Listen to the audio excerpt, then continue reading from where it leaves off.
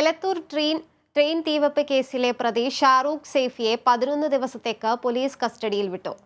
Production വാറന്റിനെ തുടർന്ന് കോടതിയിൽ ഹാജരാക്കിയ പ്രതിയെ Kozhikode chief judicial magistrate SV മനേഷാണ് പോലീസ് കസ്റ്റഡിയിൽ വിട്ടത്. വിവരങ്ങളുമായി റിയാസ് KMR ഉണ്ട്. റിയാസ്, ചോദ്യം ചെയ്യലും മറ്റുള്ള കാര്യങ്ങൾ എങ്ങനെയായിരിക്കും? എന്താണ് ലഭിക്കുന്ന വിവരങ്ങൾ? ട്രെയിൻ തീവെപ്പ് കേസിലെ പ്രതി ഷാറൂഖ് സൈഫിയെ 11 ദിവസത്തേക്കാണ് പോലീസ് കസ്റ്റഡിയിൽ വിട്ടത്.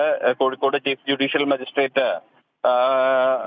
ആണ് ഈ പ്രതിയെ കസ്റ്റഡിയിൽ വിട്ടിരിക്കുന്നത്. 14 ദിവസത്തെ കസ്റ്റഡിയായിരുന്നു പ്രത്യേക അന്വേഷണ സംഘം പോലീസിനോട് ആവശ്യപ്പെട്ടത്. എന്നാൽ 11 ദിവസത്തെ കസ്റ്റഡിയാണ് കോടതി അപേക്ഷിച്ചത്. അതായത് പോലീസ് പ്രധാനമായും അന്വേഷണ സംഘം പറഞ്ഞത് വിശദമായി ചോദ്യം ചെയ്യലിന് വേണ്ടി പരമാവധി ദിവസം ഈ പ്രതി കസ്റ്റഡിയിൽ വേണമെന്നാണ്. അത്രയും പ്രാധാന്യമുള്ള ഒരു കേസാണ് ഈ എലത്തൂരിലെ ട്രെയിൻ തീവെപ്പ് എന്നാണ്. മാത്രമല്ല ഈ പ്രതിയെ കണ്ണൂരിലുള്ള ട്രെയിൻ ബോഗിയിൽ എത്തിച്ച് തെളിവെടുപ്പുകൾ നടത്തണം. ചോദ്യം ചെയ്യലിന് ആവശ്യമായ സമയം ഏറെ ആവശ്യമാണ്. മാത്രമല്ല ഇത് ഏറെ പ്രാധാന്യമുള്ള ഒരു കേസാണ്. ഇതിൽ ആർക്കൊക്കെ പങ്കുണ്ട്, കൂടുതൽ പേർക്ക് ഉണ്ടാവാനുള്ള സാധ്യതയുണ്ട്.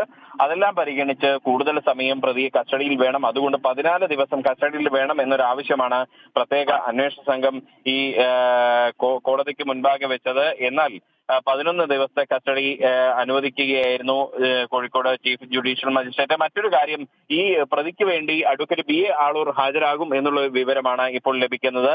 ഈ പ്രതിയുടെ സഹോദരൻ, അതായത് ഈ ഷാറൂഖ് സൈഫിയുടെ സഹോദരൻ ഫക്രുദ്ദീന്റെ നിർദ്ദേശപ്രകാരമാണ് കേസ് ഈ BA ആളൂർ ഏറ്റെടുക്കുന്നത് എന്നുള്ളതാണ് പ്രധാനമായും നമുക്ക് മനസ്സിലാകുന്നത്.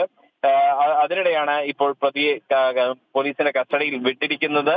മാത്രമല്ല ഈ മാസം 20 വരെയാണ് പ്രതിയുടെ റിമാൻഡ് കാലാവധി. ഇന്ന് രാവിലെ 9:45 Kozhikode chief judicial magistrate Kozhikode medical കോളേജിൽ നേരിട്ടെത്തിയാണ് പ്രതിയുടെ കോടതി നടപടിക്രമങ്ങൾ പൂർത്തീകരിച്ച് 20-ാം തീയതി വരെ, അതായത് 14 ദിവസത്തേക്ക് ഈ പ്രതിയെ റിമാൻഡ് ചെയ്തിരുന്നത്. ആ സമയത്ത് പ്രതി ഷാറൂഖ് സൈഫി കോഴിക്കോട് മെഡിക്കൽ കോളേജ് ആശുപത്രിയിൽ മഞ്ഞപ്പിത്തത്തിന് ചികിത്സയിലായിരുന്നു.